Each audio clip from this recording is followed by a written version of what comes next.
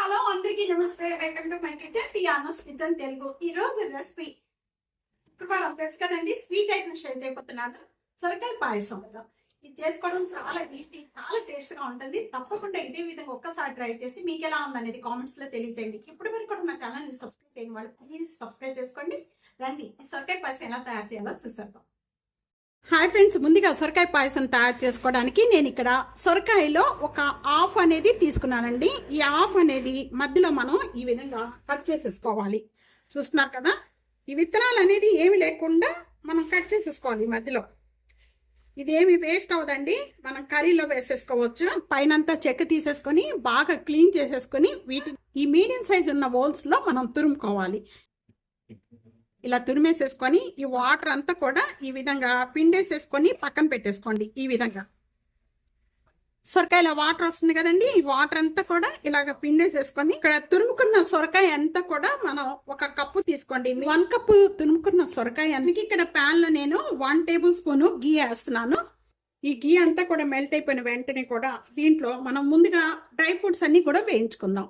ఇక్కడ నేను కిస్మిస్, బాదం అంటూ జీడిపప్పు తీసుకున్నానండి. మీకు ఇష్టమైన డ్రై ఫ్రూట్స్ తీసుకొని వేయించుకోండి.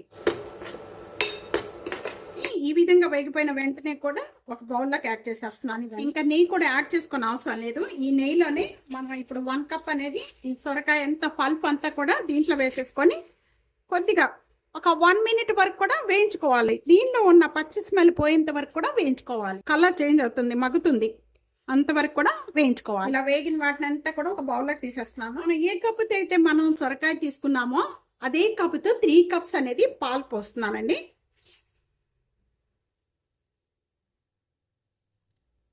ఇంకా వాటర్ కానీ ఏం కూడా యాడ్ చేసుకొని అవసరం లేదు. మీకు కొద్దిగా వాటర్ కావాలి అనుకుంటే 1 కప్ వాటర్ యాడ్ చేసుకోండి. 2 కప్స్ అనేది పాలు తీసుకోండి. పాలు కొద్దిగా మరిగించుకోవాలండి. ఇలాగ కాగిన వెంటనే కూడా ఇప్పుడు మనం ముందుగా వేయించుకున్న ఈ సొరకాయ అంతా కూడా, తురిమిన సొరకాయ అంతా కూడా ఇప్పుడు దీంట్లో వేసేస్తున్నాను. మీడియం ఫ్లేమ్ లో పెట్టుకొని ఈ విధంగా కలుపుతూ కూడా ఉడికించుకుందాం. పట్టుకోగానే కట్టయిపోతుంది వెంటనే. అయితే మనం సొరకాయకి తీసుకున్నామో అదే కప్పుతో 1/2 కప్ అనేది చూస్తున్నారా, ఇదండి కరెక్ట్గా సరిపోద్ది. షుగర్, కొద్దిగా ఇలాచీ పౌడర్. దించే ముందు కొద్దిగా మనం ముందుగా డ్రై ఫ్రూట్స్ వేయించుకున్న డ్రై ఫ్రూట్స్ అన్నీ కూడా ఇప్పుడు నేను కలిపేస్తున్నాను. రోజ్ పెటల్స్ వేస్తున్నానండి కలర్ కోసం.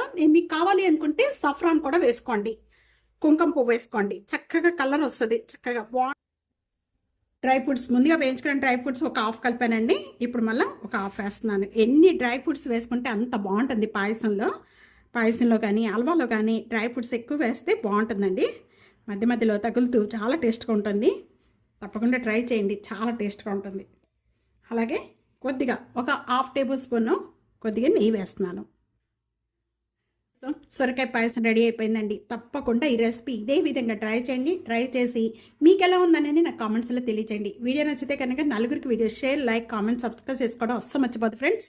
Thank you for watching. Next వీడియోలో మళ్ళీ కలుద్దాం. అంతవరకు సెలవు, బాయ్.